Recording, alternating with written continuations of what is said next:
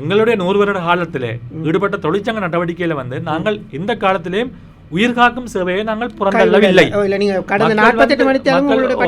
மக்கள் வந்து 48 மணித்தியாலம் செய்தா என்ன, 72 மணித்தியாலம் செய்தா என்ன, அல்லது வந்து வருடக்கணக்கா செய்தால் என்ன, மக்களுடைய உயிருக்கு வந்து பிரச்சனையாக வரும் என்று சொன்னால், அல்லது மக்கள் இந்த தங்களுடைய நோயை தீர்ப்பதற்கு அவர்கள் தொடர்ச்சியாக காத்திருந்தால் அவருடைய உயிருக்கு ஆபத்து வரும் என்றால் அந்த சேவையை நாங்கள் ஒரு காலம் புறந்தள்ளவில்லை.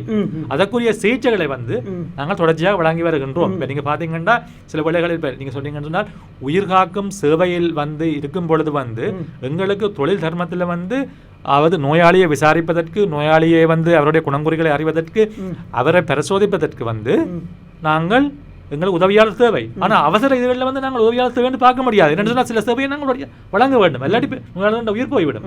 அப்போ நாங்கள் அதை செய்ய வேண்டும்.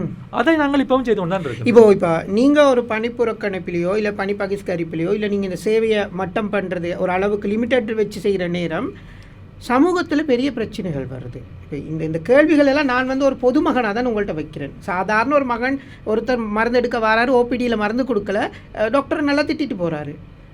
இது ஒரு வேளை அந்த மக்களுக்கு புரியாமல் இருக்கலாம் டாக்டர். அப்போ அதுக்கான தெளிவு தான் இது வந்து இப்போது இந்த ஓபிடியிலையும் மருந்து கொடுக்கறதில்ல அப்படின்ற ஒரு சிஸ்டம் வருது இல்லையா, புறக்கணிக்கிற நேரம். அந்த மாதிரி விஷயங்கள் உங்களால் தளர்வு செய்ய முடியாதா? அந்த மாதிரி விஷயங்களில் அந்த மக்கள் நிறைய இல்லாத மக்கள் தான் ஓபிடிக்கு வராங்க, ரொம்ப கஷ்டப்படுறவங்க தான் வராங்க. அவங்க வந்துட்டு அடுத்த நாள் அது பல மணித்தியாலங்கள் உட்காந்துட்டு போகிறாங்க. அதை அந்த காணொலியில் பார்க்குற நேரம் கவலையாக இருக்கும். நிறைய பேர் கால் முடியாமல் வராங்க, நடக்க முடியாமல் வர. இது மாதிரியான சேவைகளை வந்து நீங்கள் பணிப்புறக்கணிப்பு நடத்துகிறேன் என்னுடைய தனிப்பட்ட கோரிக்கை நான் கேட்குறேன், நீங்கள் விளக்க சொல்லலாம். இது மாதிரி சேவைகளை நடத்துறதுக்கு ஏதாவது ஒரு சிஸ்டம் ஒன்று கொண்டு வரலாம் இல்லை? உங்களுடைய கோரிக்கை நியாயமானது. அதாவது வந்து சேகுனா திரும்ப சொல்கிற விடயம் என்னவெனில்னு சொன்னால், நாங்கள் தொழிற்சங்க நடவடிக்கைக்கு போகிறது வந்து எங்களுக்கு கடைசி ஆப்ஷன்.